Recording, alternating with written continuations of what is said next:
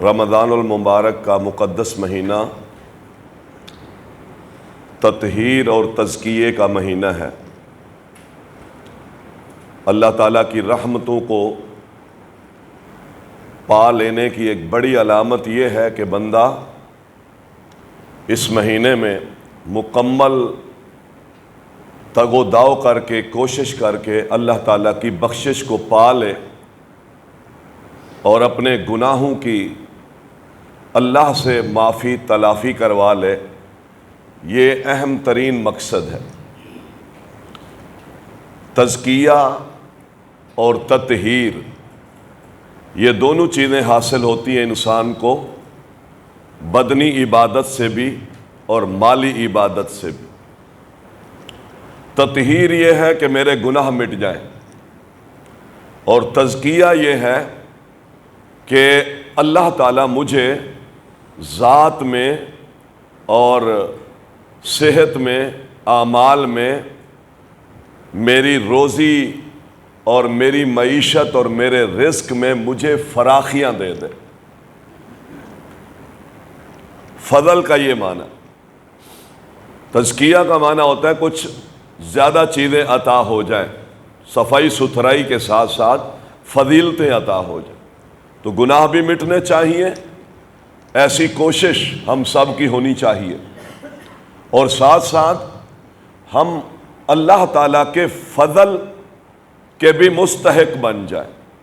مال اچھا ہو جائے، رزق اچھا ہو جائے، اعمال اچھے ہو جائیں، اور جو خیر والے اور سعادت والے دروازے ہیں آئندہ زندگی کے لیے میرے لیے وہ کھل جائیں۔ یہ رمضان کا اصل مقصد۔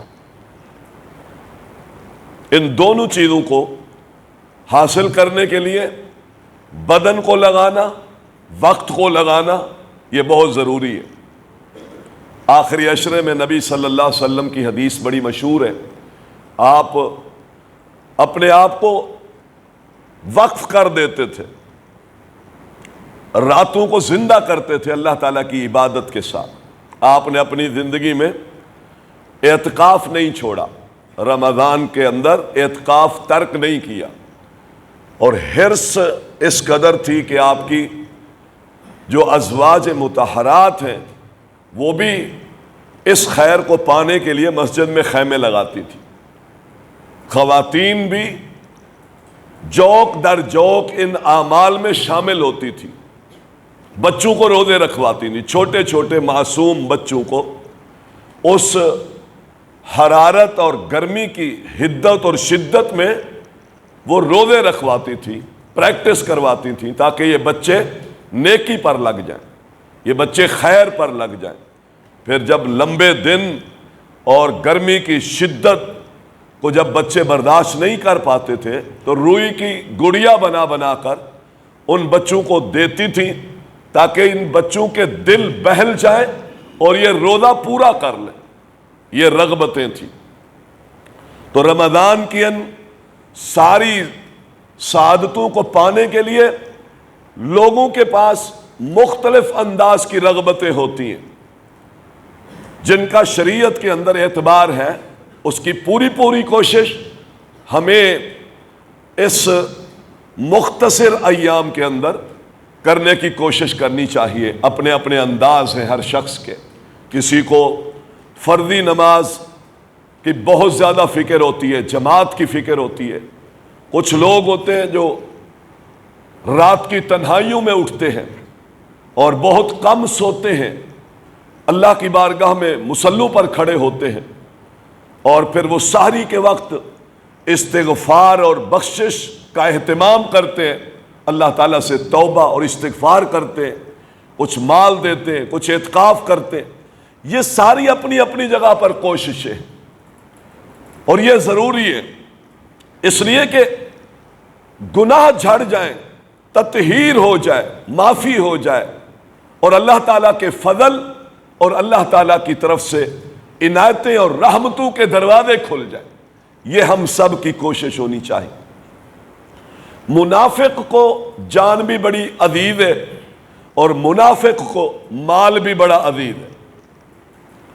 مال بھی خرچ نہیں کرتا، منافق بخیلی کرتا ہے، بخل کرتا ہے، اور جان کو بھی اللہ کے راستے میں نہیں کھپاتا۔ مومن جان بھی اللہ کے راستے میں کھپاتا ہے اور مال بھی اللہ کے راستے میں خرچ کرتا ہے، مطلوب اللہ تعالیٰ کی رضا ہوتی ہے۔ اللہ تعالیٰ نے قرآن کریم میں جو لوگ مال خرچ کرتے ہیں ان کی بڑی مدح کی ہے، اور جو لوگ مال خرچ نہیں کرتے، بخل کرتے، اللہ تعالیٰ نے ان کی بڑی مذمت بیان کی ہے۔ بے شمار آیات ہیں مال خرچ کرنے والوں کے مدح میں، بے شمار آیتیں ہیں، دنیا کی بے شمار فضیلتیں جو اللہ تعالیٰ اس مال کے خرچ کرنے سے بندوں کو دے دیتے ہیں، آخرت کی بے پناہ فضیلتیں ہیں جو بندے کو مال خرچ کرنے پر ملتی، اور اس کے مقابلے میں اللہ تبارک و تعالیٰ نے منافقین کی مذمت بیان کی ہے۔ جہاد میں پیچھے رہتے ہیں، لڑائی میں پیچھے رہتے ہیں، اسلام کے دفاع میں پیچھے رہتے ہیں، نماز کے قیام میں پیچھے رہتے ہیں، جماعت میں اگر آ بھی جائیں تو سست کھڑے ہوتے ہیں، اللہ کو یاد نہیں کرتے، تھوڑی سی تکلیف مشقت آ جائے عمل سے پیچھے ہو جاتے ہیں، نمازیں چھوڑ جاتے ہیں، ذکر چھوڑ جاتے ہیں، مسجد ترک کر جاتے ہیں، خیر کے ہاتھ رستے میں خرچ کرنے کا موقع آ جائے تو بخل سامنے آ جاتا ہے، حرص سامنے آ جاتا ہے۔ یہ سب نفاق کی دلیلیں ہیں۔ اس موقع پر مسلمانوں ہمیں اپنی ذاتوں کا تجزیہ کرنا چاہیے کہ کہیں عمل کی کوتاہی، نمازوں کی کوتاہی، اللہ کے راستے میں خرچ کرنے میں کوتاہی، یہ کہیں نفاق کی بیماری تو میرے عمل میں نہیں گھس گئی، اس کا ازالہ کریں۔ بہت ضروری ہے دو چیزوں کے ساتھ، تزکیے میں بدنی اعتبار سے کمزوری ہے، ابھی بھی عام روٹین کی زندگی ہے، تو یہ عملی طور پر نفاق ہے۔ صحابہ اس سے بہت ڈرتے تھے، اپنی حالت کو ہلکا سا بدلتا ہوا دیکھتے تھے۔ ابن ابی ملیکہ صحیح بخاری میں آتا ہے، بہت بڑے تابعی ہیں، وہ کہتے ہیں ادرکت 30 من اصحاب النبی صلی اللہ علیہ وسلم کلہم یخافون علی انفسہم النفاق۔ میں 30 صحابہ سے ملا ہوں، 30 صحابہ سے میری ملاقات ہوئی ہے، اور میں نے ان سب کو اس حالت میں پایا ہے، وہ ہر وقت ڈرتے رہتے تھے کہ کہیں میرے عمل کے اندر نفاق تو نہیں آ گیا۔ نفاق کیا ہے؟ عمل میں کوتاہی ہے، وہ ڈرتے رہتے۔ حالت بدل گئی، نبی کی محفل میں ہے حالت کچھ ہے، دین کے راستے میں حالت کچھ ہے، دنیاوی امور میں گھس گیا تو حالت بالکل ابتر ہو گئی ہے، اب دین کا خیال نہیں، امانت کا خیال نہیں، دیانت کا خیال نہیں، سچائی کا خیال نہیں، حلال حرام کے اندر تمیز کا سلسلہ ختم ہو گیا، تو یہ نفاق ہے۔ اپنی حالتوں پر ہمیں چیک بیلنس رکھنا ہے۔ صحابہ ڈرتے رہتے تھے کہ کہیں نفاق تو نہیں ہے، اس لیے اس زمانے میں منافق بھی اپنے کسی عملی کوتاہی کو چھپاتے تھے۔ وہ کہتے تھے اگر عملی کوتاہی ظاہر ہو گئی تو مسلمانوں کے حلقے میں مجھے لوگ منافق سمجھیں گے۔ اصلی منافق بھی عملی کوتاہی چھپاتے تھے، اور سیدنا حذیفہ نے تو ایک بڑی بات کہہ دی صحیح بخاری میں، وہ کہتے ہیں کہ وہ منافق آج کے منافق سے اچھے تھے۔ اور یہ کیوں؟ اور میں کم از کم عملی کوتاہی، نفاق چھپانے کے لیے عملی کوتاہی تو چھپا لیتے تھے، اور ہمارے زمانے میں عملی کوتاہیاں کھلے عام ہم ظاہر کرتے، تو یعنی اپنا نفاق، عملی کوتاہی، اپنا نفاق ہم کھلے عام ظاہر کرتے، کھلے عام نماز نہیں پڑھتے، کھلے عام گالی دیتے، کھلے عام اللہ کی نافرمانی کرتے، کھلے عام بیٹھ کر ہم داڑھی منڈاتے، تو یہ تو کھلے عام جو گناہ ہے تو یہ ایک ایسا نفاق ہے کہ اس زمانے کے منافقین کے عمل سے بھی بدتر ہے۔ کم از کم وہ ظاہری کوتاہی تو چھپاتے تھے، باطن میں رکھتے تھے، ہم تو ظاہر کرتے ہیں۔ یہ تجزیہ کرنا ہے اپنے اعمال کا۔ منافق جان بھی بچاتا رہتا ہے، سختی میں عبادت نہیں کرتا، گرمی ہے، لمبا سفر ہے، دور جانا پڑے گا، بھوک لگتی ہے، تھکاوٹیں بڑی آتی ہیں، تو یہ معصوم جو بنتا پھر رہا ہے اصل میں اس کی ذات کی معصومیت نہیں ہے، اس کے ایمان کی معصومیت ہے۔ ایمان بڑا کمزور ہے۔ مومن جان بچا بچا کے نہیں رکھتا، مومن مال بچا بچا کے نہیں رکھتا۔ لہذا تزکیہ کریں دونوں چیزوں سے، اپنا تزکیہ ذاتی عبادت سے بھی کریں اور اپنا تزکیہ مال کو خرچ کر کے بھی اپنی تطہیر کریں۔ تو اس سے دو چیزیں فائدہ ہوگا۔ جب ہم عبادت کریں گے گناہ مٹیں گے، بدن کے ذریعے سے جد و جہد آنے والی نیکیاں گزر جانے والے گناہوں کو مٹا دیتی ہے۔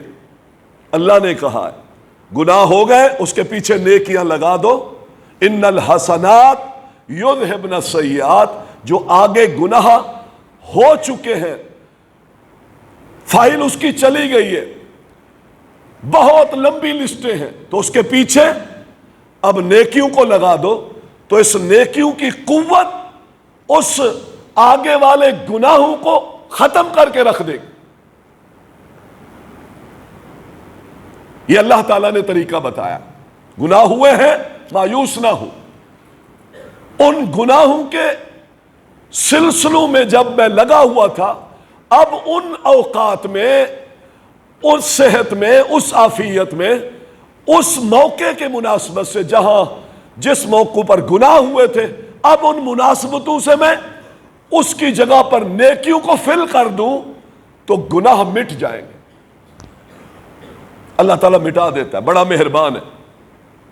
نبئ عبادی انی انا الغفور الرحیم، میرے بندوں سے کہہ دو، اے میرے بندو جنہوں نے اپنے نفسوں پر بہت زیادہ زیادتیاں کر لی ہیں، لا تقنطوا من رحمت اللہ، بہت زیادتیاں کی ہیں نا تو، اللہ کی رحمت سے مایوس نہیں ہونا۔ کافر مایوس ہو سکتا ہے، مومن کلمہ پڑھنے والا اللہ کی رحمت سے مایوس نہیں ہوتا۔ ان اللہ، صرف یہ نہیں کہا مایوس نہیں ہونا، بتا دیا کس بارے میں، ان اللہ یغفر الذنوب جمیعا۔ یہ لفظ جمیع یہ کسی کلام کی تاکید کے لیے آتا ہے، بات کو پختہ کرنے کے لیے۔ میرے بندوں کو بتا دو میں غفور ہوں، میں الرحیم ہوں، اور جنہوں نے اسراف کر دیا ہے مالوں میں، عبادتوں میں، کوتاہیاں کی، گناہ کیے، خطائیں کی، چوریاں کی، ڈاکے مارے، بدکاریاں کی، حرام مال کھایا، سود لیے، ساری زندگی گزار دیے، اور اب زندگی کے کھیت کے آخری کنارے کو پانی پہنچ رہا ہے، زندگی اختتام پذیر ہے، پھر بھی تو مایوس نہ ہو، آ میری بارگاہ میں دامن نیاز پھیلا، شرمندگی کے چند آنسو بہا، تنہائی میں میرے ساتھ پیار کے ساتھ رابطہ کر، للہیت اور محبت کے ساتھ دو زانو ہو کر بیٹھ جا اور ندامت کے آنسو بہا دے۔ ان اللہ یغفر الذنوب جمیعا، تیرے زندگی کے سارے گناہ میں اللہ معاف کر دوں۔ یہ تیرا رب تجھے آواز دیتا ہے۔ اس مخلوق، اس خالق کے پیار کو لے لیجئے، اللہ تعالیٰ کے پیار کو حاصل۔ یہ دنیا کے معیار بہت بدلتے ہیں، کہیں پیار ملتا ہے کہیں نہیں ملتا، کوئی بدل جاتا ہے، معیار کے ساتھ ساتھ تیرا رب ایک حقیقت، صفات رکھنے والا رب ہے، وہ نہیں بدلتا اپنے بندے سے، وہ بلاتا ہے۔ لہذا کوتاہیوں کے نتیجے میں اب اچھائیاں حسنات کو اپنی زندگیوں میں حسنات کا رنگ بھر دیجئے، کمائیے، تزکیہ کیجئے طہارت کے ساتھ، اور اس کے ساتھ ساتھ اپنے مال کو بھی پاک کیجئے جیسے اپنے بدن کو پاک کیا۔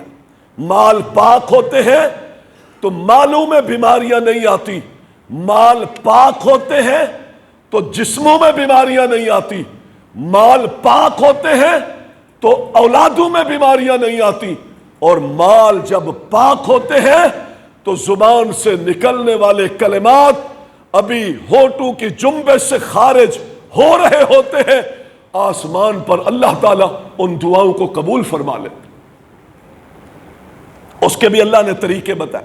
ہو جاتی ہیں جیسے بدن میں کمیاں کوتاہیاں ہو گئیں، آپ پلٹ آئے اپنے رب کی طرف، مانگ لیا، تنہائیوں میں اس سے بات کر لی، بڑا پیار آتا ہے، بڑا لطف آتا ہے، بہت سکون آتا ہے۔ اس کا بندہ تنہائی کے عالم میں جب اس سے بات کر رہا ہو اور فقیرانہ لہجے میں بات کر رہا ہو، پھر آنکھوں سے آنسو ٹپک کر رخسار پہ بہہ رہے ہوں، تصور نہیں کر سکتے اللہ تعالیٰ کی رحمت کے دروازے کیسے کھلتے۔ یہ کھلوائیے، یہ رحمت کے دروازے اپنی زندگیوں میں کھلوائیے۔ اس رونے سے پہلے جب ہاتھ میں کچھ نہ ہو، اس وقت رو لیجئے جب سب کچھ ہاتھ میں موجود ہے، مال بھی ہے، صحت بھی ہے، عافیت بھی ہے، اور سب سے بڑھ کر زندگی بھی ہے۔ زندگی، اس حیاتی کو غنیمت جانیے۔ ابھی آنکھیں کھلی ہوئی ہے، ابھی دل دھڑک رہا ہے، ابھی وقت موجود ہے، پاؤں سے چلنے کی سکت ہے، زبان جنبش میں ہے اللہ کے لیے، اپنے اللہ کی طرف یکسوئی کے ساتھ، اخلاص کے ساتھ، محبت کے ساتھ آپ پلٹ آئے۔ آپ کی محبت کی قیمت کے مقابلے میں رب کی محبت کی قیمت آپ لگا ہی نہیں سکتے۔ وہ کتنی محبت دیتا ہے، وہ کتنی رحمت کر۔ مال کی تطہیر کیجیے، یہ دوسرا مسئلہ ہے۔ مال کی تطہیر میں ایک فریضہ ہے جو اللہ تعالیٰ نے رکھا ہے، وہ زکوٰۃ ہے۔ یہ زکوٰۃ اسلام کا حق ہے، اسلام کا حق دیجیے۔ جس طرح نماز اسلام کا فریضہ ہے، یہ بھی اسی طرح فریضہ ہے، اس کا حق ادا کیجیے، بخل نہ کیجیے، بخل نفاق ہے۔ اس زکوٰۃ کو روکیں گے سَيُطَوَّقُونَ مَا بَخِلُوا بِهِ يَوْمَ الْقِيَامَةِ، یہی مال جبڑے پکڑے گا قیامت کے دن جس مال کا صحیح حق ادا نہیں کیا۔ مال میرا، کھا وارث گئے، حق میں نے ادا نہیں کیا، قیامت کے دن یہ مال سانپ کی شکل میں، گائے بکری کی شکل میں، سینگوں کے ساتھ اگر حشر کے میدان میں مجھے روند رہا ہو، آپ نے فرمایا گائے روندے گی، بکری روندے گی، اونٹ روندے گا، سونا چاندی تپا تپا کر اس کے پہلو کو اور اس کے چہرے کو داغا جائے گا، چونکہ چہرہ پلٹاتا تھا، پہلو موڑتا تھا، مال دے دوں، حساب کروں۔ یہ کم ہونے کا مسئلہ، بخل کا مسئلہ، حرص کا مسئلہ، اس بنیاد پر یہ مال نہیں دیتا تھا۔ اللہ تعالیٰ اس کنز کو قیامت کے دن اس پر عذاب کی شکل میں مسلط کر کے اس کے جبڑے پکڑوا کر اس مال کو زبان دے گا، اور وہ کہے گا انا مالو کا انا کنزوں کا، کدھر بھاگتا ہے، وہی تو تیرا مال ہوں۔ اس وقت سے پہلے اس مال کو پاک کیجیے، زکوٰۃ کا فریضہ ادا کیجیے، یہ فرضی چیز ہے، کوئی بھیک نہیں ہے۔ جس رب نے اتنا عطا کیا ہے، اس رب نے میرے آپ کے فائدے کے لیے مال پاک ہو جائے اور تیرے گناہ بھی مٹ جائے، بہت قلیل مقدار میں 2.5%، 40 روپے میں سے 1 روپیہ، 80 روپے میں سے 2 روپے اور 100 روپے میں سے 2.5 روپے اپنے رب کو دے۔ یہ مال کا حق ہے۔ ابو بکر نے کہا ہم گردن اڑائیں گے، خون حلال ہے اس شخص کا جو زکوٰۃ فرضی ادا نہیں کرتا، اسلام سے خارج ہے، جو منکر ہے زکوٰۃ کا۔ ایک رسی بھی فرمایا دیتا تھا اور اس نے روکی. ابو بکر خلیفۃ المسلمین نے اعلان کیا تھا ہم اس کی گردن اڑائیں گے. تو اپنے مالوں کو پاک کیجئے, گناہ بھی مٹیں گے, اللہ تعالیٰ درجے بھی بلند کرے گا, اور یہ مال بھی پاک ہوگا, اور نفاق کے دائرے سے بھی ہم نکلے. یہ فرض ہے, یہ کسی مولوی کا مسئلہ نہیں ہے, یہ کسی پیر مرشد کا معاملہ نہیں ہے, یہ نذرانے بٹورنے والوں کا کوئی مسئلہ نہیں ہے, یہ اللہ کا فریضہ ہے. سنجیدگی کے ساتھ اپنے مالوں کا حساب کر کے اس حق کو ادا کرو, بخل نہ کرے. ایو دائن ادوا من البخل. سیدنا ابو بکر رضی اللہ تعالیٰ عنہ کہتے تھے لوگوں یہ بتاؤ کہ بخل سے دنیا میں بڑی بیماری اور کوئی ہے؟ بخل کی بیماری سب سے بڑی بیماری ہے. بخل سے ہی بیماریاں لگتی ہیں. یاد رکھیں بدن میں 360 جوڑ ہے نا, اگر اس پر جو صدقہ ہے, اللہ نے کہا اس پر بھی صدقہ ہے, وہ صدقہ ادا نہیں کرتے, یہ جوڑ خراب ہوتے, یہ جوڑ خراب ہوتے, یہ بدن خراب ہوتے. یہ سبحان اللہ الحمدللہ اللہ اکبر, کسی کو رستہ بتانا, کسی سے مسکرا کر بات کرنا, اعلی اخلاق سے بات کرنا, رستے سے کوئی تکلیف دہ چیز کو ہٹا دینا, یہ بدن کے جوڑوں کا صدقہ ہے. یہ جب ادا نہیں ہوتا تو پھر جوڑ خراب ہوتے, بدن خراب ہوتا ہے. اور بخل انسان کے مال کی بہت بڑی بیماری ہے. صدقہ زکوٰۃ انسان کے مال کی تطہیر کا عمل ہے. جب انسان فرضی صدقہ فرضی زکوٰۃ ادا نہیں کرتا اس کا مال بیمار ہونا شروع ہو جاتا ہے. آج مال ہمارے بیمار ہیں, بہت بیمار ہیں. مالوں سے ہم آنکھوں کی ٹھنڈک نہیں پا رہے. مال ہے دلوں میں سکون نہیں ہے. مال ہے اولادوں میں وہ پروڈکشن وہ پیداوار نہیں ہے جو آنکھوں کو ٹھنڈا کرے. مال ہے لیکن امن نہیں ہے. مال ہے اور حرص کی بیماری ختم نہیں ہو رہی. اکتفا نہیں ہے, اس مال پر صبر اور قناعت نہیں ہے. یہ ساری بیماریاں ہیں جو آج مجھے لگی ہیں اس لیے کہ میں نے اس مال کا حق ادا نہیں کیا. مال کا حق ادا اگر ہم کرتے ہوتے تو یہ ڈاکے نہ ہوتے, یہ چوریاں نہ ہوتی. ہر شخص تحفظات کا شکار ہے, ہر شخص. رمضان میں ابھی کل مجھے پرسوں ایک بھائی بتا رہے تھے رمضان میں فجر کی نمازیں ہوتی ہیں, ڈاکو چور گھر کی گرلے کاٹ کے اندر داخل ہوتے ہیں محلوں میں اور چوریاں اور ڈاکے مار کے جا رہے ہیں. ہر ایک نے اپنے سکیورٹی گارڈ رکھے ہوئے ہیں مال بچانے کے لیے. مال بچتا پھر بھی نہیں ہے, امن پھر بھی نہیں ہے, سکون پھر بھی نہیں ہے.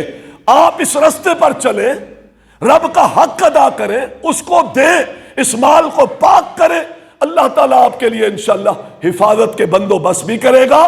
اس مال پر اللہ تعالیٰ صبر بھی دے گا, قناعت بھی دے گا, اس مال میں برکتیں بھی دے گا. شرط یہ ہے اللہ کا حق اپنی حد سے آگے بڑھ کر ادا کریں. ضرورت ہے. آپ نے سنا وہ حدیث بڑی صحیح مسلم کی, بادل کے ٹکڑے سے آواز آ رہی تھی فلاں کے باغ کو پانی پلا دو. بادلوں میں آواز آئی, وہ بندہ کہتا میں نے دیکھا بادل نکلا, وہاں جا کے برسا, پانی پہاڑیوں سے اترا, چلتے چلتے ایک باغ میں گیا, وہاں ایک بندہ تھا, اس پانی کو مختلف کھیتوں میں اس نے استعمال کیا. میں نے پوچھا نام, اس نے وہی نام بتایا جو بادلوں میں سنا تھا. یہ تیرے نام تو تھے, یہ تیرے صدقے کی قوتیں تو تھیں, یہ تیرے مال کے خرچ کرنے کی رحمتیں تو تھیں کہ اللہ آسمان سے بادل برسا رہا ہے, نام لے رہا ہے. اس سے پوچھا کیا عمل کرتے ہو؟ پر میں اس کی پیداوار کو 3 حصوں میں بانٹتا ہوں, ایک حصہ گھر لے جاتا ہوں, ایک حصہ اس باغ کی نگاہ داشت پہ خرچ کرتا ہوں, اور ایک حصہ اپنے رب کو دے دیتا. ہمارے مالوں میں رب کے حصے کہاں گئے؟ میں تو مسئلے پوچھتا ہوں, جہاں زیادہ چھوٹ ملے وہ مسئلہ زیادہ اچھا لگتا ہے. مال پر قابض ہو کے بخل کی بیماریوں کی وجہ سے اس مال کو بیماریاں لگ گئیں، زکوٰۃ ادا کریں، زکوٰۃ فرض ہے، اس کو ادا کریں، اسلام کا حق ہے، اس کو ادا کریں۔ وما آتیتم من ربا لیربو فی اموال الناس فلا یربو عند اللہ، جو سود کے نظام چلاتے ہو، جو ٹیکسوں کے نظام چلاتے ہو، جو بھتوں کے نظام چلاتے ہو، یہ جتنے بھی چلا لو، اللہ کہتا ہے تمہارے مال نہیں بڑھیں گے، فلا یربو، تمہارے مال نشو و نما نہیں پائیں گے۔ وما آتیتم من زکوٰۃ تریدون وجہ اللہ، اللہ کو خوش کرنے کے لیے جو اپنے مال سے صدقے دیتے ہو، زکاتیں دیتے ہو، رب کے مال رستے میں خرچ کرتے ہو، تریدون وجہ اللہ، یہ چاہتے ہو یا اللہ اس مال کے خرچ کرنے پر میرا اللہ خوش ہو جائے، فاولئک هم المضعفون، اللہ کہتا ہے یہ لوگ اپنے مال کو دگنا چگنا کرنے والے، وہ نہیں بڑھے گا۔ ظلم کی کمائی، سود کی کمائی، فلا یربو، نہیں بڑھے گی۔ اللہ کا حق کھا کے مال نہیں بڑھے گا، مسکین کا حق کھا کے مال نہیں بڑھے گا، وراثتیں کھا کے مال نہیں بڑھے گا، حلال کمائیں پھر رب کو دیں۔ اللہ کہتا ہے اولئک هم المضعفون کمثل حبۃ انبتت سبع سنابل، ایک دانہ بویا ہے، اور میں نے اس دفعہ ضلع ننکانہ میں تھا، چانے کے فصل کو میں نے دیکھا، ایک دانہ ڈالا ہے، میں نے اس میں سے نکلنے والی بالیاں گنی، قرآن نے کہا 7 ہوتی ہے، 7 ایک دانے سے 7 بالیاں نکلتی ہیں۔ اللہ کی قسم میں نے گنا، 7 کی بجائے 11-12 بالیاں نکلی ہوئی تھی ایک دانے سے، اور ہر بالی پر ایک سٹا لگا ہوا تھا، ہر سٹے پر 100 دانے تھے۔ اللہ کہتا ہے تو نے ایک دانہ رب کو دیا ہے، رب 700 سے بھی دگنا کر کے قیامت کے دن تجھے لوٹا دے۔ یہ گھاٹے کا سودا تو نہیں ہے۔ زکوٰۃ کس کس چیزوں پر زکوٰۃ ہے؟ سونے پر زکوٰۃ ہے۔ جب آپ کے پاس سونا 70 گرام ہو گیا ہے، آپ اس پر زکوٰۃ دیں 2.5% کے اعتبار سے، 40 روپے میں سے 1 روپیہ، 100 روپے میں سے 2.5 روپے، 1 کروڑ کا سونا ہے، اس میں سے 2.5 لاکھ دے۔ کہتا ہے یکمشت نہیں دے سکتا، پیسے ہاتھ میں نہیں ہے۔ سونا ہاتھ میں ہے، پیسے نہیں ہے۔ ہاں کچھ لوگ ایسے ہوتے ہیں جن کے پراپرٹی ہے، پلاٹ لیے ہے، کوئی دکان لی ہے، کوئی گھر لیا ہے، بکنے کو نہیں آتا، مارکیٹ میں رک گیا، حساب کر کے رکھ لیں، جس دن بکے فوراً دیں، ہوتا ہے ایسا بعض دفعہ۔ لیکن سونا چاندی اس پر زکوٰۃ ہے۔ سونے کی مقدار مختصر بتا رہا ہوں، کتنی؟ 70 گرام کچھ پوائنٹ ہے۔ اگر اس تک سونا مقدار میں پہنچ جائے، عام سونا ہو یا زیورات کی شکل میں، زکوٰۃ ہے۔ 460 گرام چاندی جب اس مقدار تک پہنچ جائے، اس پر زکوٰۃ ہے۔ یا اس کے ساتھ کوئی نقدی پڑی ہے آپ کی جو 460 گرام کی چاندی کے برابر نقدی ہے، یا کچھ چاندی ہے اور کچھ نقدی ہے، اس کو اس کے ساتھ ملا کر زکوٰۃ دیں 2.5%۔ بکریوں کی زکوٰۃ ہے، 40 بکریاں ہوں 1 بکری۔ گائے کی زکوٰۃ ہے، 20 گائے ہوں 1 گائے۔ اونٹوں کی زکوٰۃ ہے، 5 تک جب معاملہ پہنچ جائے تو 1 بکری۔ اللہ کا حکم ہے، صدقۃ الفرض ہے جو اللہ اس کے رسول نے فرض کیا۔ زمین کی پیداوار ہے، عشر دے، 10واں حصہ دے، اگر وہ کھیتی بارش کے ذریعے سے ہوتی ہے یا پھر چشموں کے ذریعے سے ہوتی ہے اور آپ اس کو خود لگاتے ہیں تو اس پر 20واں حصہ دے، 20 من میں سے 1 من دے۔ یہ زکوٰۃ کا نصاب ہے، اللہ تعالیٰ نے بتایا۔ اسی طرح مال تجارت پر زکوٰۃ دے۔ تجارت کسی بھی چیز کی ہے، گوشت کی ہے، سبزی کی ہے، یا پھر آپ کے پاس غذائی چیزیں ہیں، آپ کے پاس گودام ہے، آپ کے پاس فیکٹری ہے، اس میں جو مال ہے، جو رولنگ میں مال رہتا ہے سال بھر، زکوٰۃ دے۔ آپ نے کہیں اپنا مکان کرائے پہ لیا اور آپ نے ایڈوانس دیا ہوا 2-3 لاکھ روپے، سال کے بعد آپ کا وہ مال ہے رکھا ہوا، اس میں سے زکوٰۃ دے۔ یہ سب زکوٰۃ ہے، لیکن ہم کہاں حساب کرتے؟ یہ 6 لاکھ کٹھیا خود لگا کے بیٹھا ہے گوشت کا، اور روزانہ 4-4 6-6 اس کے پاس بکرے کٹتے ہیں، گوشت بکتا ہے، زکوٰۃ ہے، 4-5 لاکھ کا ٹھیا ہے، فروٹ بیچتا ہے، زکوٰۃ ہے۔ کبھی ہم حساب کریں، کبھی ہم پوچھیں، صرف سونے چاندی نہیں ہے، تجارت کا جتنا مال ہے محترم بھائیوں، مختصر یہ ہے اس کو پاک کریں اور اس میں زکوٰۃ دیں۔ جو بیچنے خریدنے کے لیے آپ نے استعمال کی، جو چیز بکتی نہیں ہے، خریدی نہیں جاتی، اس پر زکوٰۃ نہیں ہے۔ آپ کا فیکٹری میں فرنیچر ہے، فیکٹری میں مشینیں ہیں، یہ بکتی نہیں ہے۔ فیکٹری کی پوری بلڈنگ ہے، یہ بکتی خریدتی نہیں ہے۔ اس فیکٹری میں پیدا ہونے والا جو مال ہے، جانے والا، آنے والا، بکنے والا، اس پر زکوٰۃ ہے۔ تمام ائمہ اس پر متفق ہیں کہ مال تجارت میں زکوٰۃ ہے۔ مال تجارت میں آپ نے بھینسیں رکھی ہیں، گائے رکھی ہیں، بکریاں رکھی ہیں۔ مال تجارت میں کوئی بھی چیز ہے جو بکتی ہے، خریدی جاتی ہے، اس کا سال کے بعد حساب کریں، ٹوٹل اماؤنٹ طے کریں، جو ادھار دینا ہے وہ اس میں سے نکالیں، جو آپ نے لینا ہے وہ اس میں شامل کریں، ٹوٹل پر زکوٰۃ دیں۔ یہ اللہ کا مال ہے، یہ دینا پڑے گا۔ اس مال کو پاک کرو، اس کو صاف کرو۔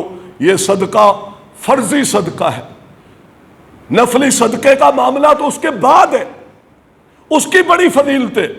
نفلی مال کو نفلی طور پر فرض نہیں ہے، بندہ مال اپنے رب کے رستے میں دیتا ہے، بے شمار فائدے ہیں۔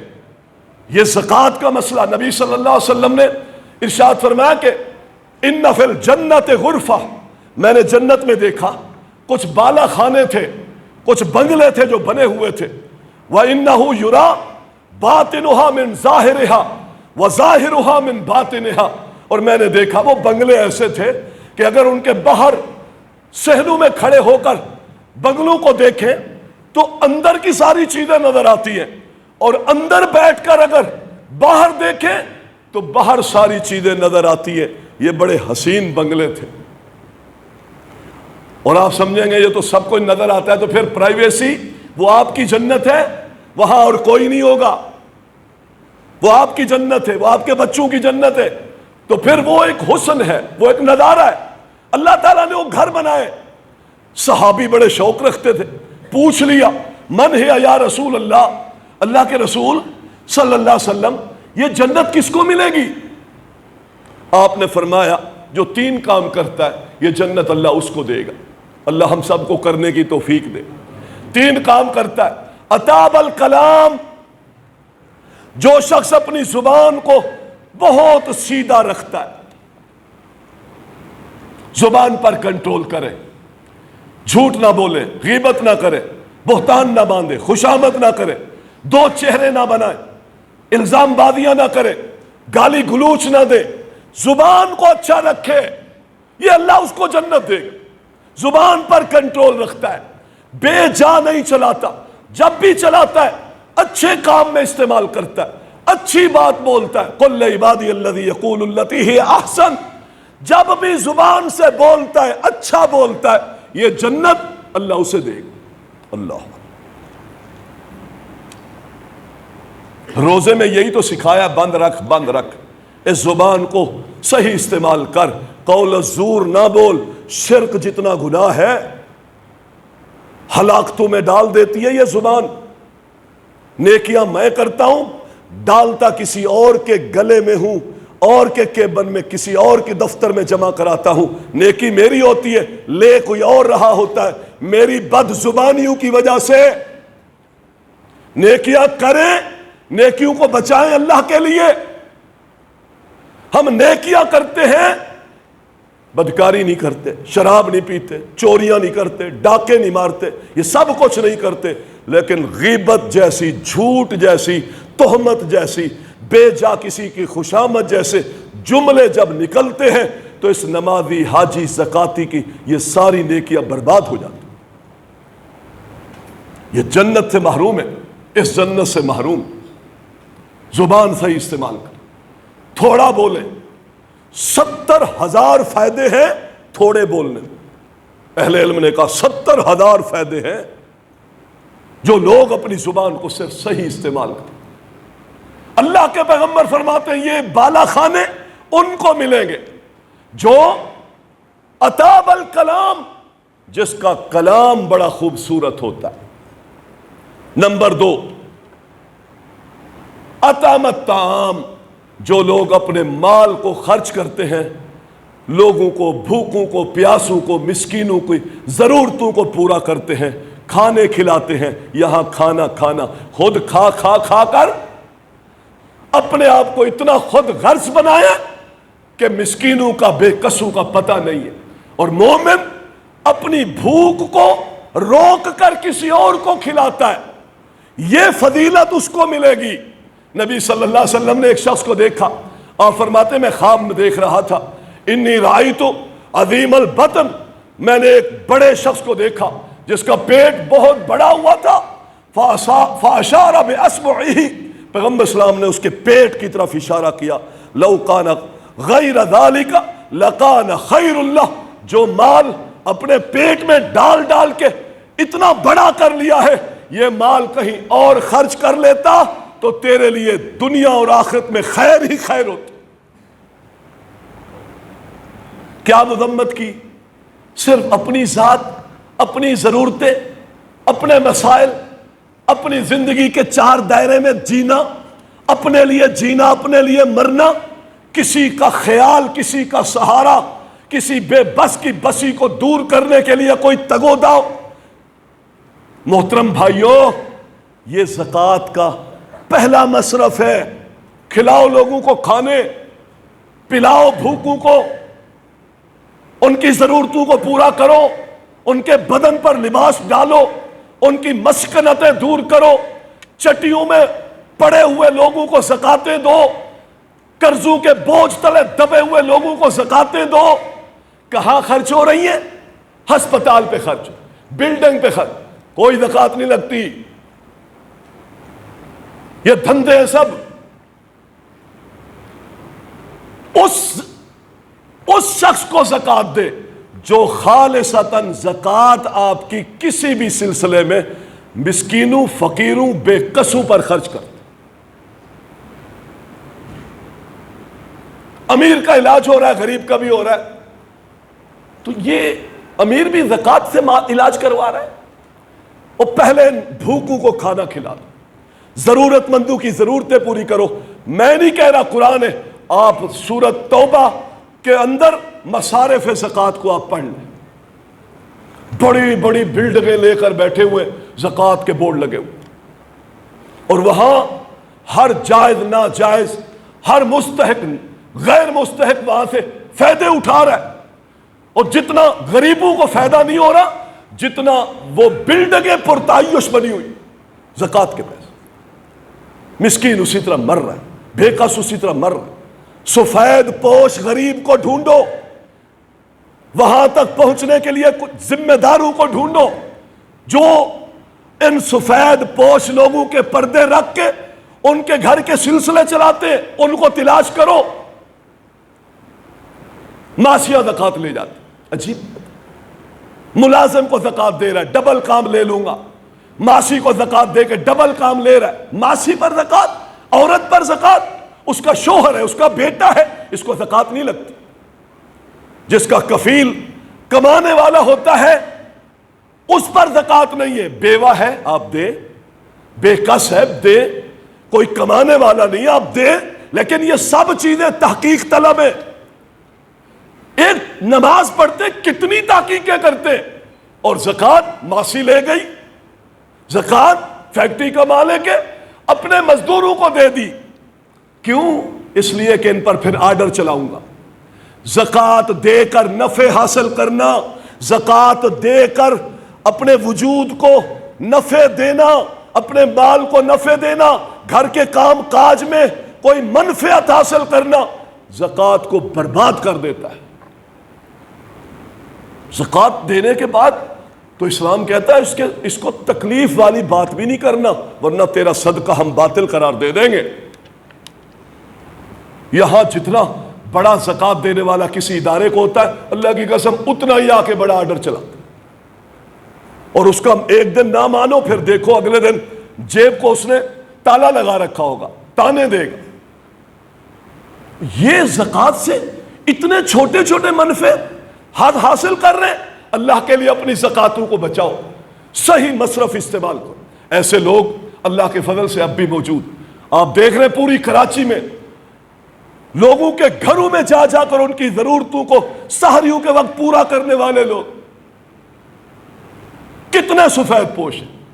ایک مطلق ہے، آپ نے اپنے زکوٰۃ کے پیسے سے باہر ٹھیا لگا لیا، آؤ بھائی روزہ افطار کرو۔ اس سے بہتر ہے کہ آپ ان لوگوں تک خود پہنچے جو مستحق ہیں اور جو روڈ پہ بیٹھ کر روزہ نہیں کھولنا چاہتے، ان کے گھر میں پہنچ کر سحری پہنچائیں، ان کے گھر میں افطاری پہنچائیں، وہ اس کی سفید پوشی بھی باقی رہے، عزت بھی باقی رہے، اور وہ احترام کے ساتھ کھائے۔ یہ اسلام کا نظام ہے۔ ننگی عورتیں منہ کھولے کھڑی ہیں، افطاریاں کرا رہی، اور حالت یہ ہوتی ہے افطاری کرنے کے بعد سب کھاتے وہاں پر، عورتیں افطاری کرا۔ اللہ نے یہ ذمہ داری لگائی ہے، تم گھر میں رہو، یہ ٹرینڈ بن گیا۔ پھر وہاں کوئی تربیت کا نظام نہیں ہوتا، حتیٰ کہ نماز تک کچھ نہیں پڑھتے وہاں لوگ۔ جہاں مستحق رہتے ہیں وہاں آپ افطاریاں ضرور کرائیں، لیکن وہاں دین کے ساتھ ان کو ٹچ بھی دیں، ان کی تربیت بھی۔ ایسے لوگوں کے ساتھ چلو، یہ ضروری ہے محترم بھائیوں۔ اپنی زکاتوں کو، صدقات کو ایسے نہ پھینکو۔ اس کے علاوہ بھی بہت سارے مسائل ہیں، انشاءاللہ آنے والے جمعے میں بیان کریں گے۔ اللہ سے دعا ہے رب العالمین اس رمضان کے عبادات کے ذریعے سے ہمیں بدنی، روحانی اور مالی تطہیر اور تزکیہ حاصل کرنے کی توفیق عطا فرمائے۔